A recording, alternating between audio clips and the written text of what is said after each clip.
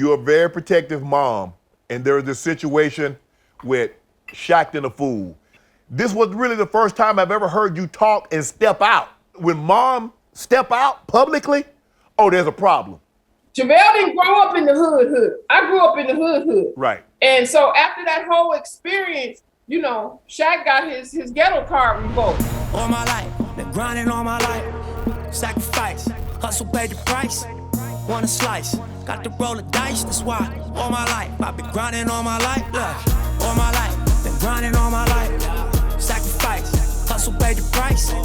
Want a slice, got to roll the dice, that's why. All my life, I've been grinding all my life. Hello, welcome to another edition of Club Shay Shay. I am your host, Shannon Sharp. I'm also the proprietor of Club Shay Shay. And for the very first time, we have a lady stopping by for conversation and a drink. But she's not alone. She brought her son. Today on the show, we have Pamela and JaVale McGee. How you doing, guys? Good. Pamela, how was that introduction? It was good. You said Pamela and JaVale. They nowadays it's JaVale and JaVale's mama. Yeah. Well, how about let me go back. Let me go give you a proper introduction. I'm here with Trojan legend. She's a back-to-back NCAA champ. She's a basketball Hall of Famer. She was a part of the team that got it started for the women, winning the gold medal in the Olympics in basketball. They are the first mother and son duo to play professional basketball. She also had a daughter that played the WNBA. So she had a son and a daughter to play professionally. They're the first American mother and son duo to win an Olympic gold medal. Is that better? Much better. Did I leave anything out? Is there anything I should add? Oh, you forgot Hall of Famer. Yeah, I got Hall of Fame. I put that in there. That was second. I probably should have put that in there first, huh? And I can't forget your son. I can't forget Pamela McGee's son, JaVale McGee, three-time NBA champ, Grammy-nominated producer, and a part of the 2020 Olympic, I guess you call them a dream team. Everybody we send out to the Olympics is a dream team. Gold medalist, JaVale McGee. JaVale, how you doing, bro? I'm doing good, man. Doing real good. Pamela, when you see your son and what he's been able to accomplish, how proud of you are you? How proud of him are you? JaVale, I don't know if I'm more proud of his Olympic gold medal than my own. Okay. I just really admire him from afar, his resiliency, and I just love that he just keeps going and the resiliency that he exemplifies. That's what I admire him as a man. Obviously, when you were growing up, you were a tall lady. JaVale, obviously, we're going to get into his stats when he was born. But as he's growing up, did you know he was going to be a professional basketball player? Or you was like, now he only got two choices. He's either going to be a volleyball player or a basketball player. His mom plays, so I think there's a very good chance he's going to be an NBA player. Well, to be honest with you, he'll tell you, I told him, nah, bro, I don't see it. He really didn't turn around. No, we argued all the time. And I was like, nah, you want to get paid to play. That's another level. I don't see it yet. So, JaVale, how did you play one-on-one against your mom? Yeah, we used to play back in the day. How old were you before you could beat her?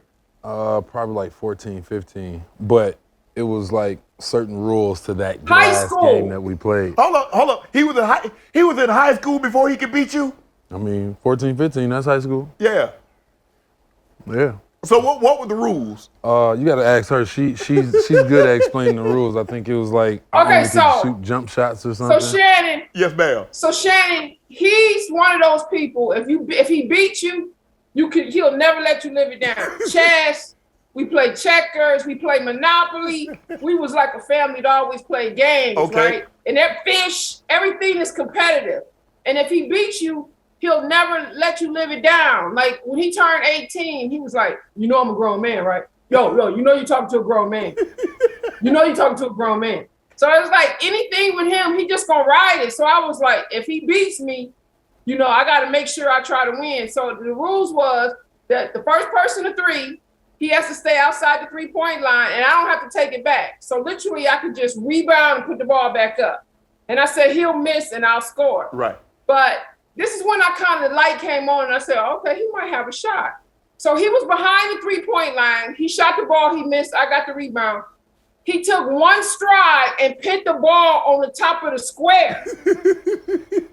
And then he said, "You didn't say I couldn't goal 10." And I was like, "Oh yeah, it's a wrap now. He beat me." When you hear people say you're the first American to win a gold medal, you're the first to have, mother-son to play professional basketball. What does that accomplishment mean to you, Pamela? What does it mean to you, JaVale? You first, Pamela.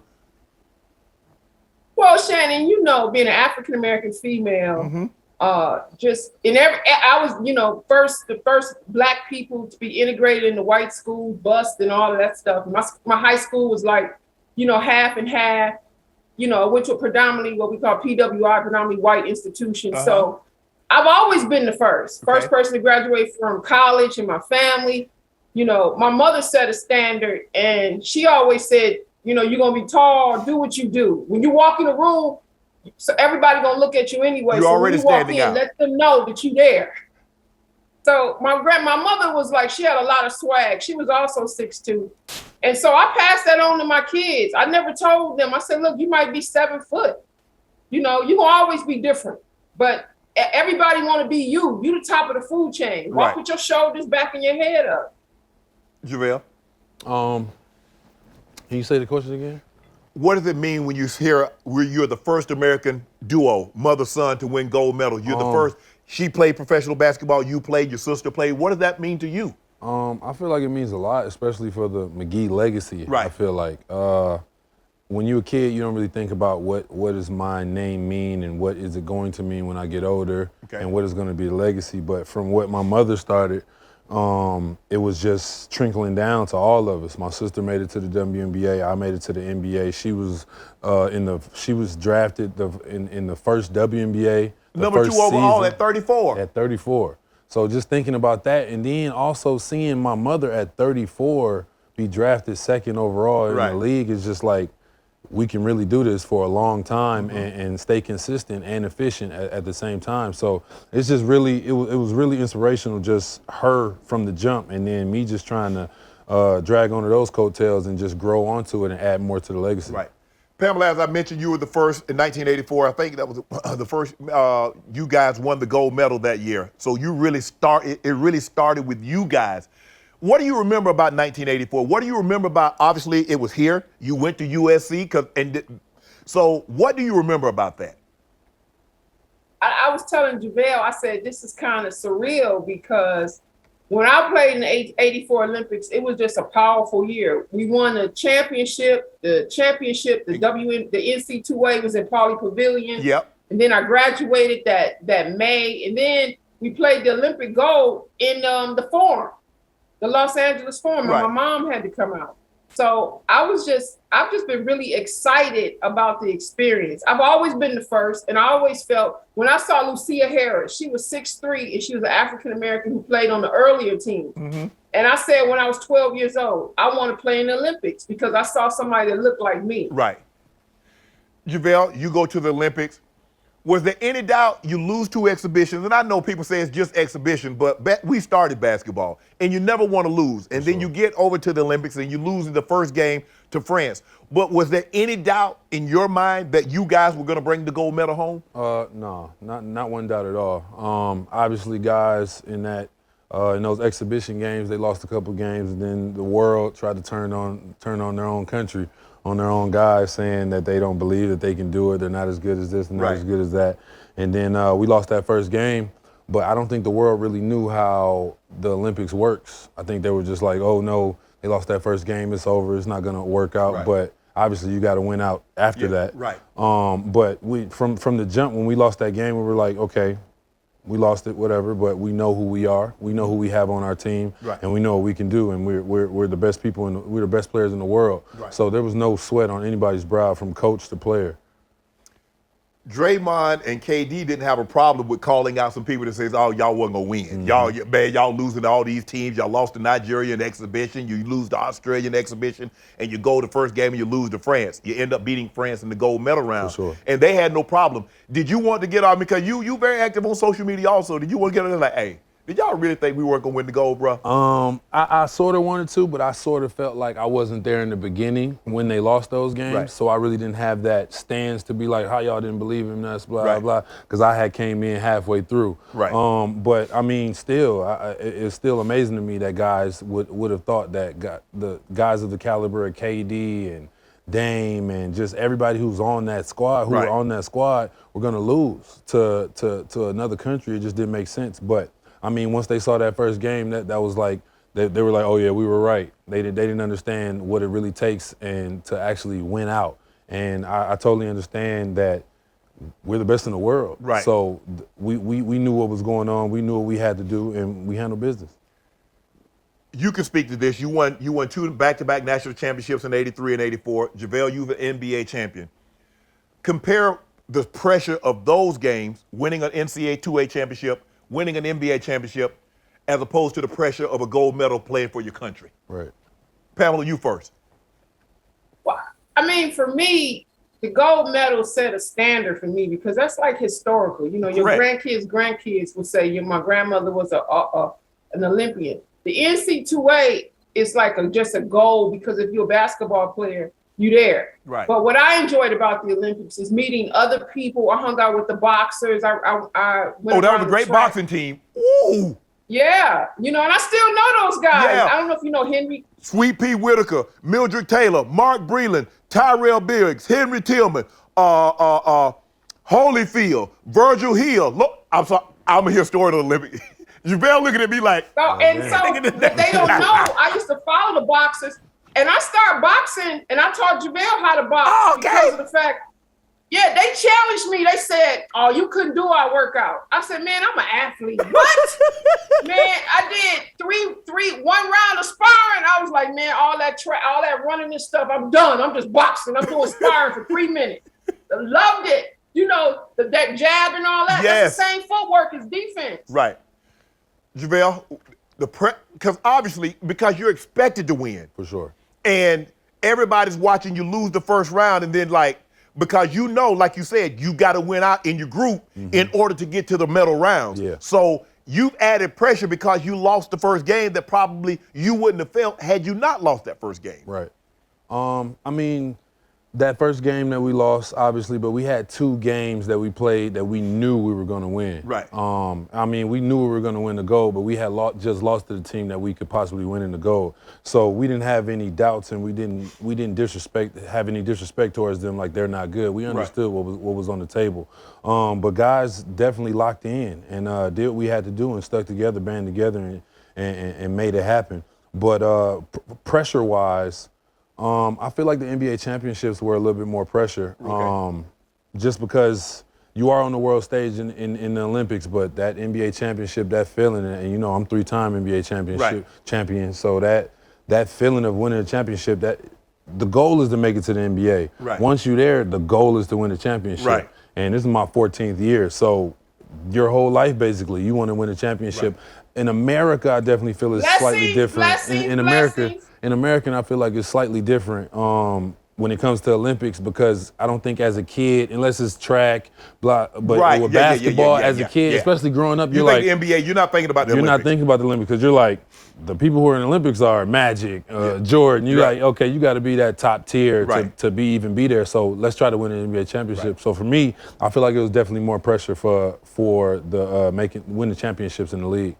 Pamela, let's just say for the sake of argument, once you graduate college, there's a WNBA. How different do you feel your life would have been had you been, instead of being drafted at 34, number 2 overall, you're able to go to the WNBA at 23? Oh, that's another level. You know how it is, Shannon. My 23 game, the 34 game was tight, but when I was 23, you know, I could work out, bounce back, take a couple of days off, come right back. Right. Nah, when I was 31, I never got out of shape. Right. And so, but I just feel like, you know, I don't really look like what if, because, you know, I'm the only Olympic gold medalist that birthed an Olympian. So I feel like I live, you already won. Not like vicariously through my son. Right. But I think that I feel like I passed the torch. And so every championship he win, I tell him that's 11 pounds, 11 ounces of that big old head. It's my championship whoa. Hold on, time out. We got to slow down. We need a timeout. Hold on. How much did he weigh and how long was he? He was, this is a true story too. This is a true story. I'm not making this up. He was 11 pounds and 11 ounces. And he was so large, they didn't know because back then they didn't really do ultrasounds because I had a healthy pregnancy. But he came out with a ball in his hand. He had 6 fingers. This is a true story. He had 6 fingers and the other one had fluid on it. It was shaped like a ball. Oh yeah, I was born with 6 fingers. I would say he was born to play, born to pray, and born to play. And I saw my gynecologist. He's an older man. He said, "Yeah, I remember that boy. He was born with a ball in his hand." I'm just thankful that I get just as much joy when he wins his championships. You know, I don't always tell him because sometimes I gotta be mama. You know how it is. You're a professional athlete. You need somebody always like keep you grounded, and I'm the one that both of them. I keep them grounded and let them know that you still from Flint, Michigan, and your grandmama was Paul. Couldn't spell the last 2 letters. Did you know he was gonna be that big? Although, obviously you had to be like way out here with almost 12-pound baby. Hey, Shannon, I was 270. Oh, wow, wait a minute. I didn't know that.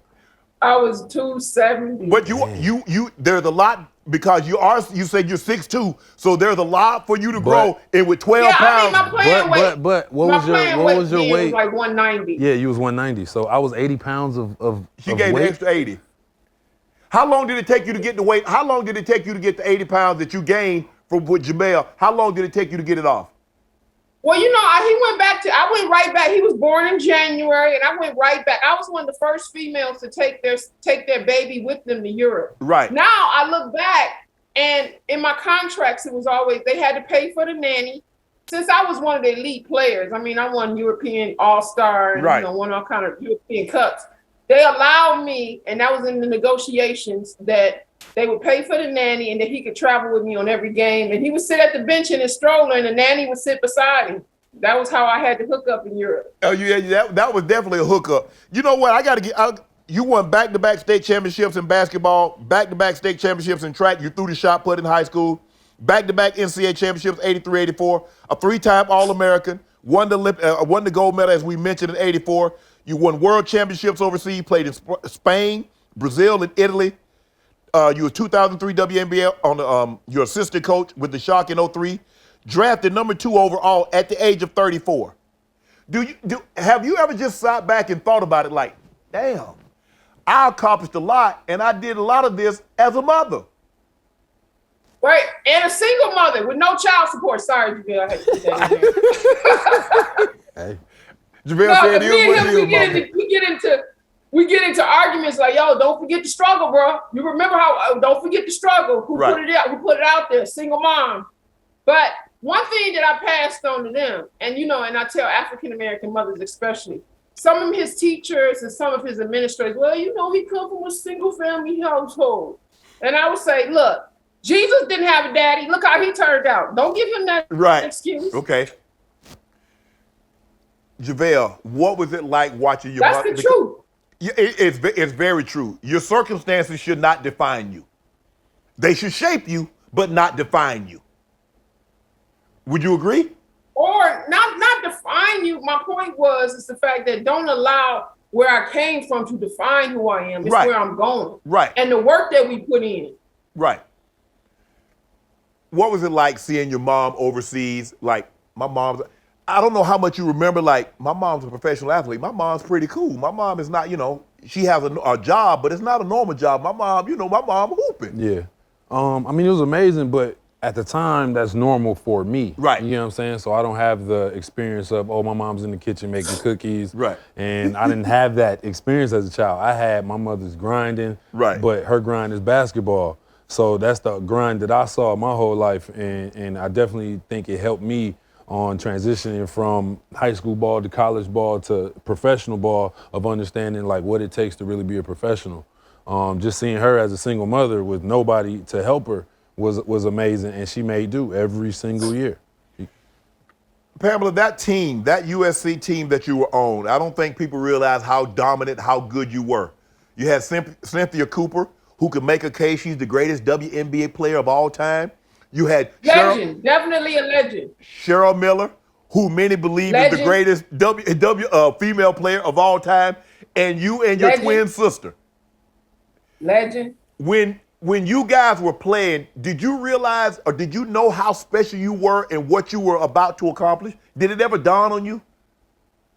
Well, I mean, you know, iron sharpens iron. I was never one of those players who didn't want to play with talent. I mean, I didn't won championships with some of the greatest female players, Lisa Leslie, Dawn Staley, goes on and on. Right. I was one of them players that believed in myself as a player that nobody can do what I do. Right. And if you think you better than I am, that's all good, because I'm going to ride with you, iron sharpens iron, and I'm going to get better just through osmosis. But that mentality came, I didn't grow up in the you know, playing with dolls. I grew up in Flint, Michigan at the park trying to get a game against men, against the fellas. You can't play because you're a girl.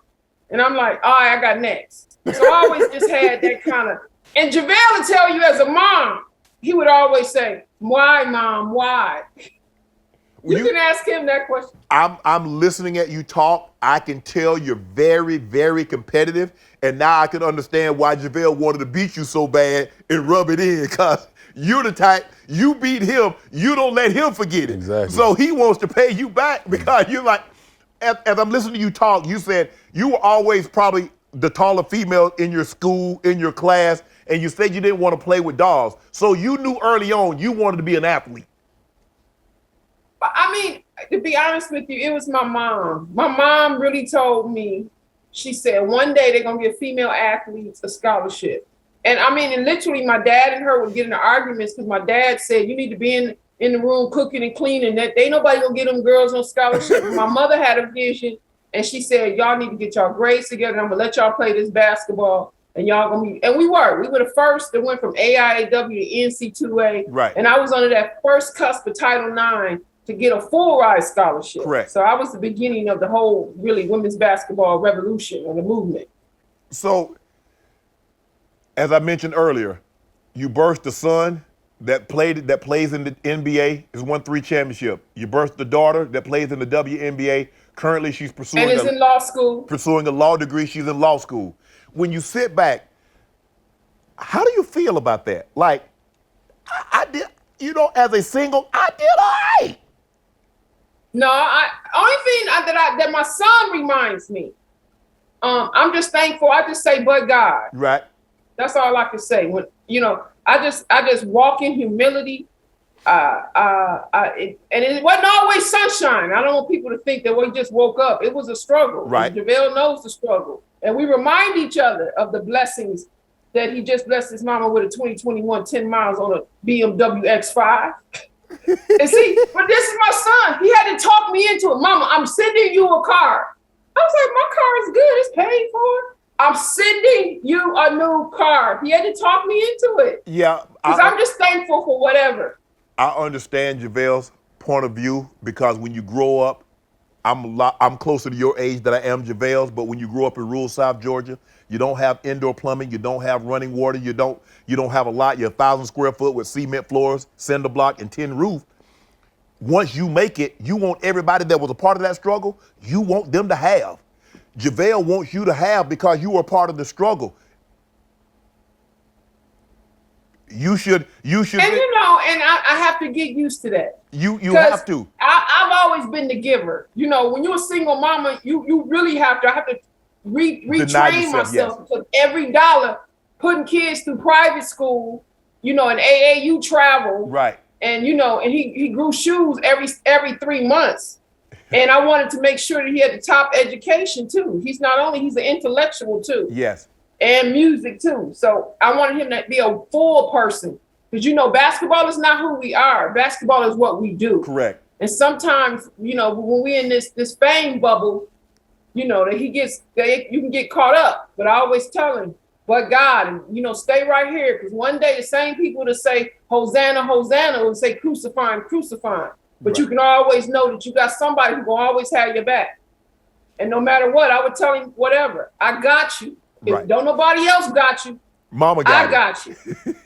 JaVale, when you know better than anybody the sacrifice and the struggle that your mama went through raising a young man, a young black man as a single mom, doing everything. She talked about putting you in private school. She talked about AAU travel, doing all the things, denying herself possibly maybe a better car, maybe a nicer dress, or maybe something, For sure. just so JaVale and your sister could have. When you think back and you like, man, my mom did all that. There's nothing I can't accomplish because I know if she did that, she poured some of what was in her in me. For sure. Every day I think about just the struggles that we went through when I was younger, having warm the water up with a hot in the microwave so I could take a shower or wash up before school type stuff. Living in Flint but going to Detroit Country Day, which is a high private school.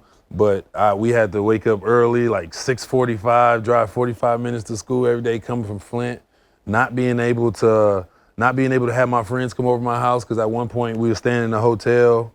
I think in my sophomore year in high school. So I'm going over to my friend's house who's staying at Detroit Country, who playing at Detroit Country today. Obviously they got money. Right. I'm in there like, woo, they got a pantry, they got 4-5 rooms. They living. I'm enjoying that. Right. But why don't you come over to my house? Can't do it. I'm staying in a hotel double bed with my So the struggle that I went through, the struggle that we went through, like nobody can ever take that from us. And I don't care what she do to me. It don't matter. She can curse me out, call me this and that. Whatever she do, she good with me for the rest of my life, for the rest of her life. Cause it's serious, the things she's been through just to make sure I was good. Go ahead, Pamela. What were you going to say? And so what the deal was, Shannon, is the fact that I could stay in an extended stay, and I knew I had one bill because I was stacking my chips so he could go to this private school. Right. They give you a scholarship, but you still got to pay your part. Right. And that's what I had to do coming out of a divorce that killed me. And so, but I put it all back together, and people just think one day we woke up. No, Right. I did that, raised both of them. They went to private schools, but one of the things he used to say to me, he said, "Man, I never see you cry." I was like, "Dude, it's milk on the floor. What we gonna do? You got to get a mop. Crying ain't gonna get that milk up, son. We got to get a mop." Wow. Flint, you born in Flint, you grew up. Hey, but look what I'm living in now. Yeah, look at you. You probably got about 10,000 square feet, swimming pool. What? Double Built kitchen. from the ground up, thanks to somebody said, "This for you, shorty." So you see that's the beauty of God. You got to show the full picture. Right. Flint, what was it like? How different was it for you growing up in Flint as opposed to JaVale? And JaVale, what was your experience like in Flint? And now, because when you hear Flint, the first thing you think of is the water crisis. Obviously, there's more to Flint than just the water crisis. For sure. So what was it like for you growing up in the 60s and 70s, Pamela, in Flint? Well, people don't understand in the 60s and 70s, Flint had it going on. Right. A lot of African Americans migrated from the South because they was going into the shops. Right. The factories was working. So we had good school systems. There was Flint is the home of the UAW and the building of the Mott Foundation, which built the Ford wheels. Right. And so they donated a lot in the city. So we got per capita, most professional athletes that came in the NBA came out of Flint, Michigan, per capita in population. So we had a community school director program. I played every sport there was. The schools was open to 9 o'clock at night. And then after the factories closed, that's when Flint became a different story. JaVale? Well, I didn't get the factory Flint. I got the post-factory Flint. Right. And but when I was a kid, that's real talk. But when I was a kid, you don't really know what you're in. Like Right. you think this is just normal because you didn't experience anything Anything better. but that. You know what I'm saying? So it wasn't that bad for me. But looking back, I'm like, wow. After I went up, when I got to the league, I went back to one of the houses that I stayed in. I think it was on Keys Street. And I'm looking at it like, how did I even, like, this is like 1,000, 1,200 square feet, 2-bedroom. Right. Like, how does this even work? Like, and we one year we didn't have running water. We had an empty lot next to us. Like, it was rough, but at the time that wasn't rough. That was just normal. JaVale. Huh? We had running water. Okay, well, it definitely wasn't. Well, I ain't trying to get into the real details of us having crackhead neighbors who did our lawn, but used to do half of it. I ain't hating on that because we did. For and sure. the reason why is because I had owned the house and I owned it outright. And so, hey, we had to do what we had to do. I owned the house outright. No one's doubting that, Ma. No one's doubting that. You good? You good now, so that's all that matters, right? Yeah. You ain't got to cut no grass. You ain't got no crackhead neighbors. You ain't got none of that. I don't think you got any crackhead neighbors. I hope not. No, and that's real though. We were, we was, and then people don't understand. You know, life hits you, and you got to do what you got to do. For sure. And that's why I just say, but God. I'm listening at you talk. I'm listening at JaVale. I'm watching you two. You have a very different relationship than most mothers and sons. Is it because you were a single mother and for the longest time it was just you and him? And is that the reason why? Me personally, I feel like my mother had to be the father and the mother at the time, but she also had to, like, I feel like when a man raises a boy, he has that time of, okay, it's time for him to learn about this, it's time for him to learn about that. Right. But she, seeing me, she's like, and looking at the world, she like, nah, he needs to grow up. You know what I'm saying? Right. It's gonna be hard for a black man to survive in this world, so he needs to grow up. So she used to really she didn't get to be that soft mother where the father got to be the disciplinarian. Right. She was, oh, you weren't going well in practice this morning? All right, we waking up at 6 a.m. tomorrow and running around the school in the snow in Timberland boots. And I'm like, I'm crying, running around the school, and she like, suck it up. Like, no, nothing at all. After, of course, she like, oh, good job, baby. All right, get your ass to school. You know what I'm saying? So she was slightly a little bit tougher than I feel like the average mother would be. Shannon, but at the time, that was necessary for her, for me to be successful. It wouldn't have worked if she would have did it any other way. Go ahead, Pamela. What my goal was, and he would talk, I said, you will not be a trifling black man. So one thing that we can't control is work ethic. Right. And I had went into practice and he was just no effort, just going through the motions. I said, I worked my butt off to get you in this private school. The least you can do, everybody can outshoot you. Everybody can out-rebound you. But work ethic, get in there and work. Right. And if you're not, we're going to do it my way. Because you're a black man in America. We don't get second chances. We do it right the first time. Right. And sometimes I got extreme, but he got the message. You're a very protective mom. And there was this situation with Shaq and a fool. And I had really never heard you talk. I knew who you were. I know what your accomplishments were because I'm in sports. I follow sports. I study sports. This was really the first time I've ever heard you talk and step out. And I'm like, okay, when mom step out publicly, oh, there's a problem. Well, I mean, and you got to also understand that he got, I had his ghetto card revoked. We as African Americans and we are as athletes, we come from a fraternity and we got a code. Right. Now, once you break that code, and also I told JaVale, he forgot, you in the league. I'm from Flint. So I ain't scared, but he need to know when you went too far. And I never apologize for protecting mine. Right. JaVale didn't grow up in the hood. I grew up in the hood. Right. And so after that whole experience, Shaq got his ghetto card revoked because he needed to be checked, and he got checked. JaVale. Where I grew up at? Yeah, JaVale said where he grew up at. I'm saying you wasn't in no drugs and that violence. You saying I wasn't in the streets? Right. That's what I'm saying. You wasn't in the streets because I was right there. That's what I'm saying. You wasn't in the streets. You wasn't no hood, We wasn't no hood. JaVale, you addressed it. You on social media. You thought he stepped over the line also. Truthfully, at the time when it had happened, when it was happening, I wasn't in a position to really speak on it to where it would get any push, any clout. If I would have spoke on it early on, it would be like, all right, whoever JaVale McGee is. Right. You know what I'm saying? That's Shaq, blah, blah, blah. Right. But when I got to Golden State, and we were winning, I was put in a position to where, okay, I can actually speak and have a voice, and people will actually You contributing on a championship-winning team. Exactly. So it gave me that power to be like, all right, now I can actually speak on it. Because if I would have spoke on it before, then be like, all right, cool, and it still would have been going on. Right. So I found the opportunity to actually speak on it, and And things were happening where he was putting post up where it was like I would go coast to coast and miss the layup. Right. And then that's on the show. And I'm like, it's a missed layup. Like that's extremely simple. Like let's not overdo it. Right. And it was just doing too much. So I mean, you draw the line somewhere, and I had to, you know, it was in the public, so I had to put it out in the public and put it on Twitter and say what I had to say. But did you and Shaq have a conversation? Did you address it? We never had a conversation.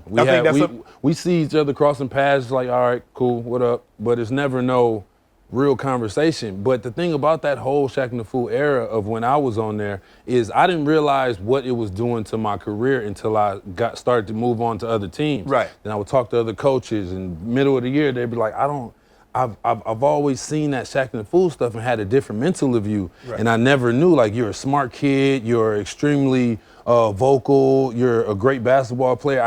But it was slowly chipping away at my reputation as a young 24-year-old athletic basketball player, young, excited, and it was just slowly chipping away with every other coach in the league. Like, no, we don't want him. We see what he's doing on Shaq and the Fool. But I mean, if you add any low light of, you can make a low light of Jordan right now, and if you've never seen a highlight of him, you would think he was the worst player in the world.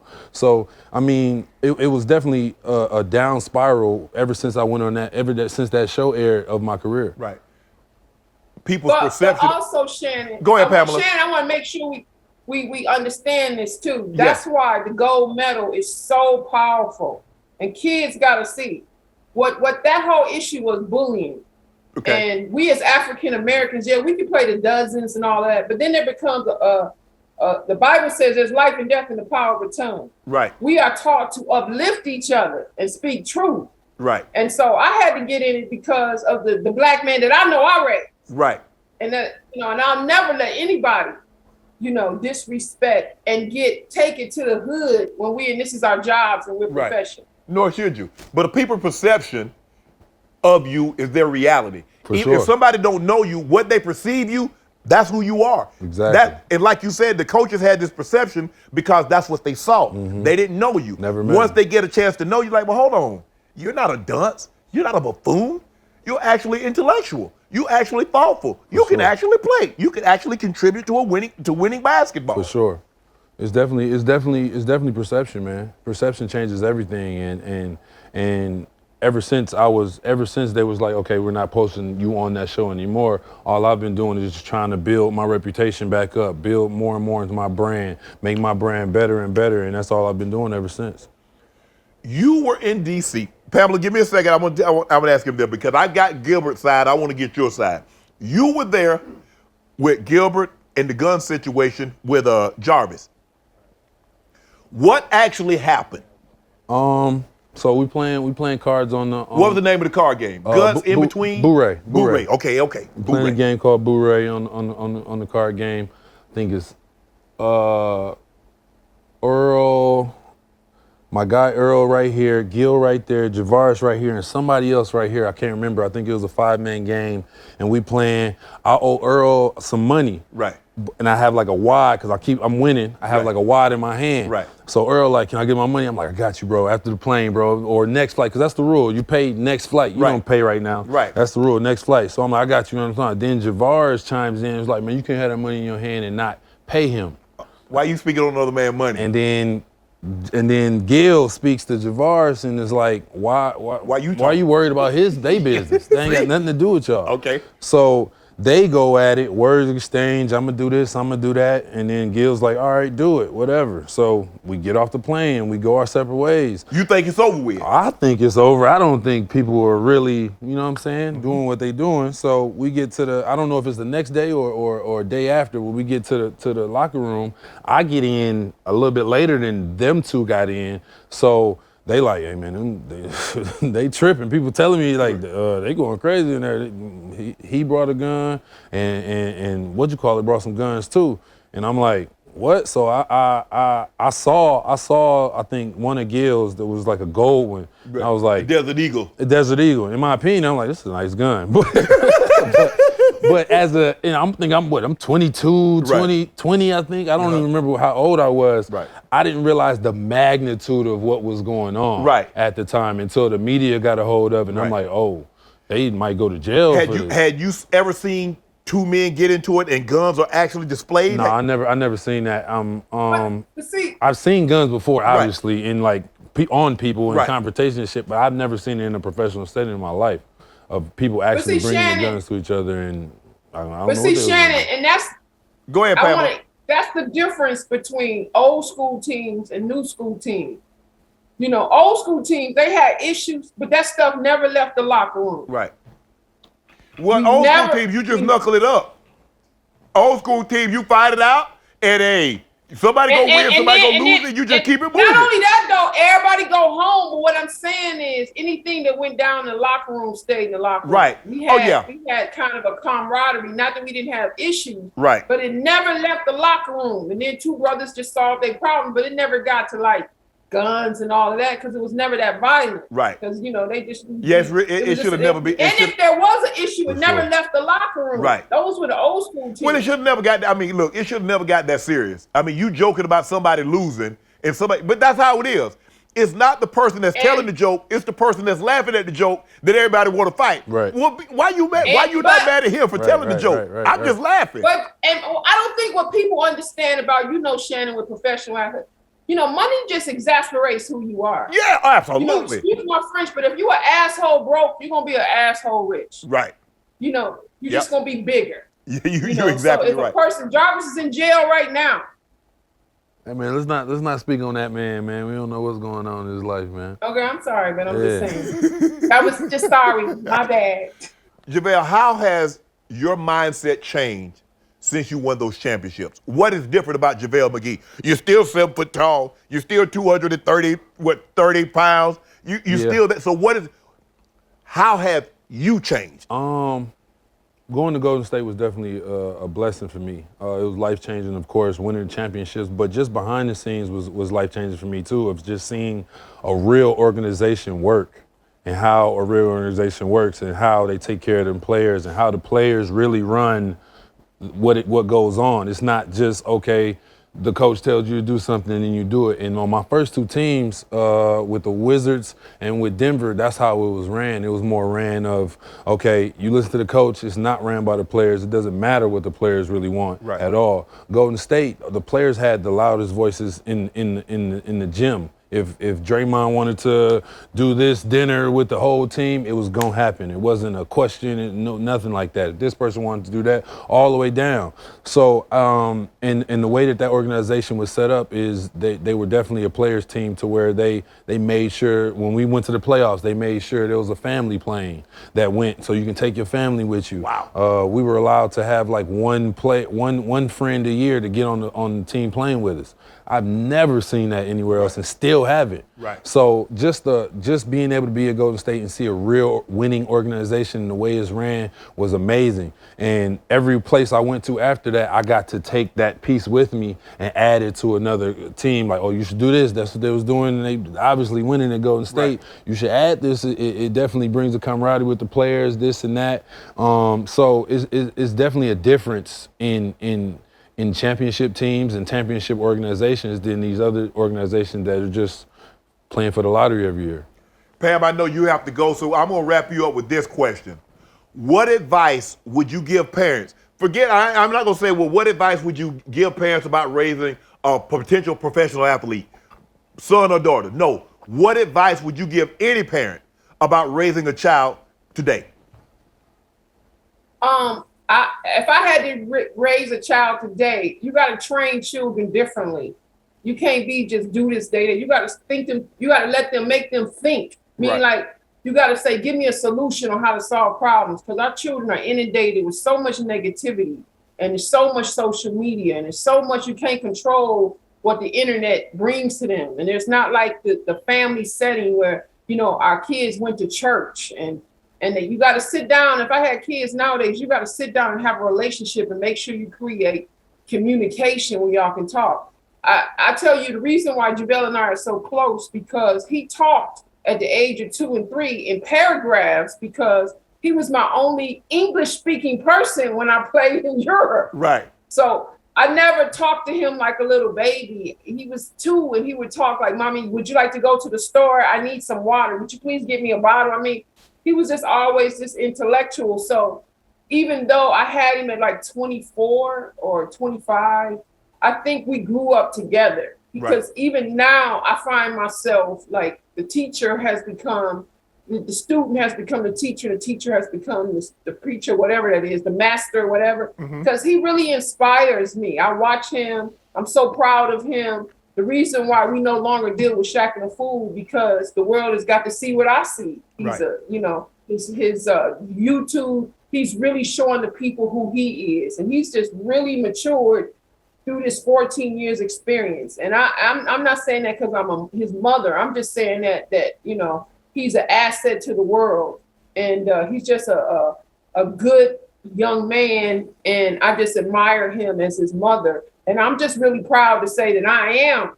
It used to be, this is JaVale McGee, that's Pam McGee's son. Now people like stop and say, yo, they don't say two-time NCAA champion, Hall of Famer. They say, oh, you JaVale mama, right?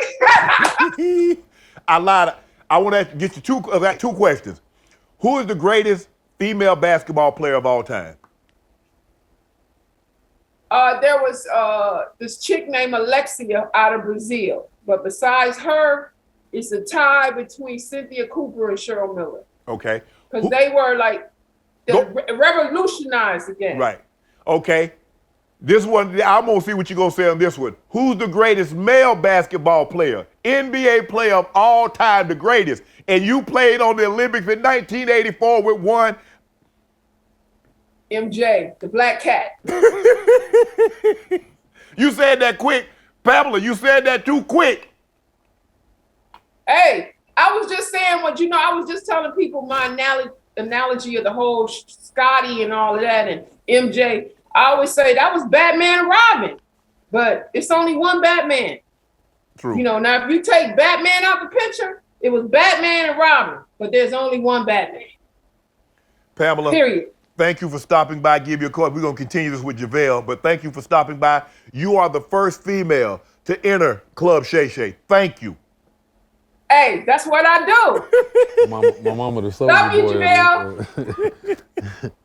Love you, Ma. Thanks, Shannon. Thanks for coming. Hey, Shannon, I want to say this too. I saw you when the issues came out with the Shaq and the Fool, and I appreciate you for standing up for a sister that was fighting for her son. Thank you, ma'am. I really appreciate it. Thank you. On air. Thank you. We need more brothers like you to stand up and say, "Yo, pull up. I've been there." And what he does and what their careers add to our legacy and our generational wealth and our families. Well, I'm proud to be JaVale McGee's mom. Well, thank you so much. I really appreciate that. Thanks for having me. JaVale, 14 years. You've been a couple of different places. You were the Wizards with Golden State, the Lakers, Cleveland last year. You finished up in Denver, signed a deal with the Phoenix Suns. What do you feel you can bring to the Suns? They just within the NBA Finals this past season. They end up losing in 6 games to the Bucks.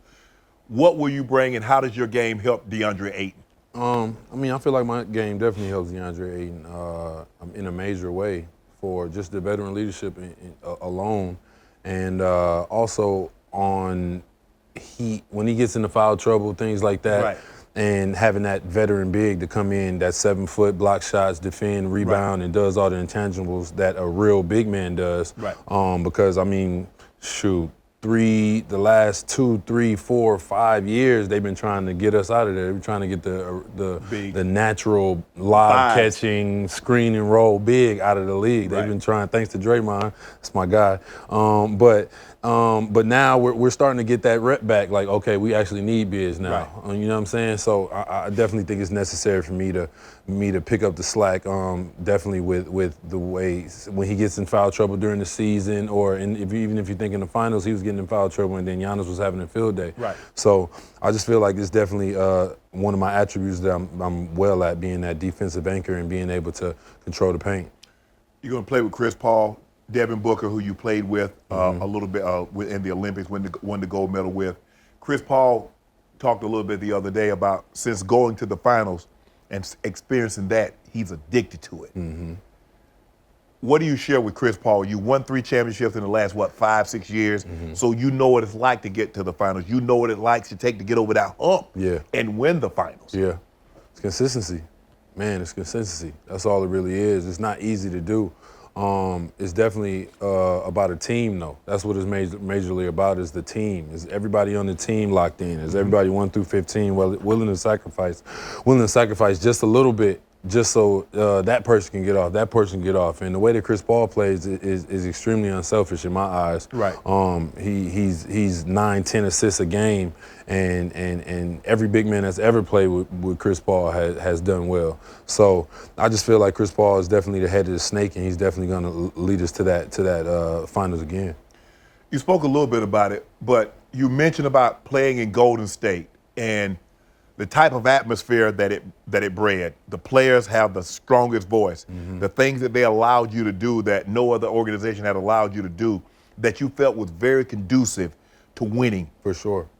The way Golden State ran things was do whatever you want as long as we win. Right. And you can give that freedom to a certain type of guy. You can't give that to everybody. A lot of guys that take advantage of that and be out at the club every night, right, just doing whatever they want because they don't have. But we had those 2 years that we won it back-to-back, we had a good group of guys. True professionalism. You get what I'm saying? And even if a guy went out till 3 a.m, he gonna come like in the Last Dance. You know, Dennis Rodman was gonna go do his thing, but he's gonna come and outwork everybody. And I feel like 1 through 15, everybody was locked in on what the goal was. When I had got there, they had just lost to Cleveland, but they had went to the finals. So they had went to finals back to back. Right. So day one, we're winning the championship. That was the mindset. It wasn't, we gonna make the playoffs. It was we winning the championship. And I mean, just the way that team, that organization takes care of their players, the players' families, the players' friends, is definitely necessary on a winning organization. I just saw you vacation with Klay. What are your expectations? He's missed 2 years, had the ACL, tried to come back, was looking great last offseason, tears the Achilles. 2 years away, 2 serious injuries for a basketball player. What are you expecting from Klay this year? I expect the old Klay, to tell the truth. The only thing I can see maybe will be slacking in that first month of the season is defense. Just because you know how aggressive Klay is and how good he is on defense. Right. I don't think you're going to get those reps in the offseason or in practice on the defensive end of being able to really lock guys up. So I think that first month he's going to struggle a little bit on defense, but offensively, he didn't hurt his arm. Ain't nothing wrong with his arm. Ain't nothing wrong with his arm, so that boy going to shoot. I just saw Austin Rivers the other day, and he's with the Nuggets. The Nuggets were in the playoffs last year. They got the reigning MVP, and they didn't get a Christmas Day game. And he's very upset with that. Do you believe the Nuggets should have got a Christmas Day game? I don't fan-wise, like just the level of how much fans love a team, I don't think so. Because I think like every team that's playing on the Christmas Day, people want to see those games. You get what I'm saying? No, even if that team didn't even make the playoffs, people, who you gonna kick out? Right. You get what I'm saying? You gonna kick Steph and Klay and Draymond out, and you know they want to see the Lakers and the Nets. They want to see Lakers Nets. They want to see that clash. So it's about entertainment, and everybody understands that. So entertainment-wise, I don't think Denver should have been on the Christmas game. You were asked, playing with Steph, playing with LeBron, and you said something to the effect, I think you said it was either playing with LeBron or LeBron was a... So the question was, who did you enjoy playing with more? LeBron or Steph? My answer was, I enjoyed playing with LeBron the first year I was on the Lakers.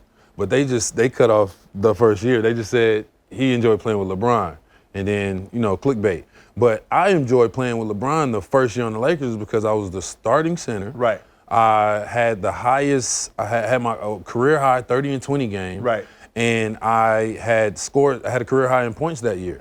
So enjoyment, yes, I enjoyed succeeding. You know what I'm saying? And having because a successful season. Because LeBron allowed you to, because a lot of people are like, man, all JaVale can do is be a backup. He come in and give you 5 points, 3 rebounds, and a block, and that's it. Exactly. But he allowed you all those lobs, all those alley hoops, the screen, pick and pop. Exactly. You like, man, if I'd had this dude my whole career, you see what I'm saying? I might have made an all-star team with you. Exactly. So I'm like, which one did I enjoy? I enjoyed that. I didn't enjoy not playing a lot in Golden State, but I enjoyed winning. Right. I enjoyed hanging out with those guys. Right. I enjoyed playing. But everybody has that selfish bone in their body where like, I want to succeed too. Right. You get what I'm saying? It's nice to win, but I like to think I'm a big part of this winning. Exactly. I mean, when you guys won the championship last year before last, you were a big part of that. Exactly. There were some series that you didn't play a bunch, but people forget we were the number one in the West, and I was a starting center the whole year. Yes. You know what I'm saying? Right. So when the playoffs comes, playoffs are situational. About matchups. You never know who you're gonna get in the playoffs. Right. And they could change it any day. So I definitely enjoyed that first year with the Lakers. how's LeBron as a teammate? I mean, people, you see him, and because I think sometimes now people have taken what he does for granted. Yeah. But how is he as a teammate? How great is LeBron? LeBron's pretty great. There's nothing you can really say about that. Just because when I used to see, I used to hear things like Bill Russell was a player coach one year, and I was like, how are you a player coach? How's that a thing? But after going to the Lakers, I understand how a player could be a player coach. Right. Because just the not only playing the game. When LeBron plays the games, he's thinking the game too, and he's low-key thinking for two other players also. Like, oh, you need to be there, you need to be there, we need to do this. If we're gonna win this series, we need to change this. Right. And he's a major part of that. So I definitely think like he's more of a player coach than just a player when it comes to just the cerebral part of the game. Do you think people take it for granted with how great he is? I definitely think people take it for granted how great he really is. Just the things that he's done in going, what is it, 9? He went 9 finals in a row, or 9 out of 10. Like 8 in a row. 8 in a row, and 9 then if you look at some of those teams, you're like, who else did he have to really help him? He didn't have like any super team. He had a couple, maybe if you count Dwayne Wade, but it was a lot going on for him to still make it to the finals in those years. You're investing. You're a big investor. You invested in the 2017 film All Eyes on Me about Tupac Shakur. You invested in the vegan snack company Outstanding Foods with Snoop Dogg, Beyond Meat with DeAndre Jordan, Kyrie Irving, Chris Paul, and your Tokaya Organica. Tokaya Organica. Is that what made you decide to get so involved in investing? Golden State, being out there. And I feel like my main mentor when it came to that was Andre Iguodala. Okay. Just seeing the way Andre moved when he was out there and talking to these billionaires and talking to these guys and really getting in there and not just being a basketball player. You know what I'm saying? Being a real businessman, It was inspirational. And I used to talk to him all the time on the plane, and we recommend books to each other and like, oh, yeah, I got to read that. You got to read this, blah, blah, woo, woo. So after that, I was like, okay, I'm in this situation. And it really made me see from the outside looking in at my fame and my power of having fame to be able to invest in companies not knowing really what, you know what I'm saying? You don't really know. I wasn't behind the scenes of Beyond Meat building the you know what I'm saying? So it's definitely a positive thing of being able to invest in companies, and as a kid, you don't really know that. You know what I'm saying? I didn't really know that in the league until I got to Golden State, that investing is as important as it is. Right. You got inflation's eating up your money every year. As a kid, all you know is stack, stack, stack. We come from the hood. We put our money in a shoebox. Right. You know what I'm saying? Yeah. We thinking straight cash. That's the only way it is. But the world is so much bigger than that. Right. You're a Grammy-nominated producer. Have you always liked music? What led you to the music? I started producing. So I was always a nerd when it came to computers, technology, and everything. And I always say this, like I wouldn't have survived being a producer if it wasn't for computers. Right. Because now everything's on a computer. So when I got out of college, well, when I was in college, I got my first, I took a student loan out, $10,000. Right. And I bought me a little laptop, put FL Studio on there, was making beats, made a little mixtape with my roommate. Right. And I was just like, oh, this is fun. But it was more just fun for me, and the technology more than anything, just figuring it out on the computer of how to do this. So when I got to the league, I bought my first Mac, and I got a program called Logic. And after that, it was just like, okay, this is really something I can really do, and I really enjoy doing this. I would sit in my room every day, hours, just trying to make beats and trying to figure things out. So I've always been a nerd, and I feel like the technology aspect of music really helped me out when it came to producing. You wrote and produced a song on the album called Tidal. So, I mean, Is that something that you want to go like further with? I mean, once you're done with basketball, are you going to devote exclusive your time to rap? You're going to still do, obviously you're going to still do a part of your investing, but how deep into the music game are you going to go once you're done with basketball? I mean, my ultimate goal is to not really produce, or is to be more of a A&R or more of an executive in the music industry, rather than an artist. I just feel like, I mean, the older you get, it's harder to be an artist. I'm not really, and I'm 7 foot. I never envisioned myself as an artist. That's why I always wanted to be a producer, to be behind the scenes. Was 6'8", so you might be on the stage. Yeah, but I just couldn't never saw it. So I definitely want to get into the executive role when it comes to music eventually. Been a lot of debate. Top 3 NBA rappers of all time. I need them in order. In order? In order. All right. Top 3 NBA rappers and all. I'm going to go number 1. I'm going to go Dame. I'm going to go Dame as number 1 because I feel like he's the only one who really had the opportunity to take it as serious as he does. Right. Number 2, I would probably say, I believe AI was a rapper, had a rap song too, right? Yeah, so I would say AI number 2, and then I will go Lou Will 3. I'm going to go Lou Will 3. Man, how you leave Shaq out? No, I'm just because you went platinum. He went platinum off fame. I wouldn't say like lyrics. Oh, man. Give me your Mount Rushmore NBA players. Mount Rushmore. How many people on Mount Rushmore? 4? All right, we're going to go Kareem. Kareem, 1. Kareem. We're going Jordan. 2. I'm going to put AI on there for the little guys. Okay. Because he was a monster at being 6 foot. Like, he was a monster. The heart he had, a monster. And I got to say Shaq, as number 4, just because he was the most dominant big ever, I feel like. All right. JaVale, thanks, bro. I really appreciate having you and your mom on. I appreciate you giving me some time. Congratulations on the gold medal. Congratulations on your 14th year. Gonna finish. Gonna be in Phoenix. Good luck this year. Hope you get a championship. Thank you. Thanks for stopping by, bro. Appreciate it, man. Appreciate that. All my life, been grinding all my life. Sacrifice, hustle, pay the price. Want a slice, got to roll the dice. That's why all my life I've been grinding all my life. Look, all my life, been grinding all my life. Sacrifice, hustle, pay the price. Want a slice, got to roll the dice. That's why.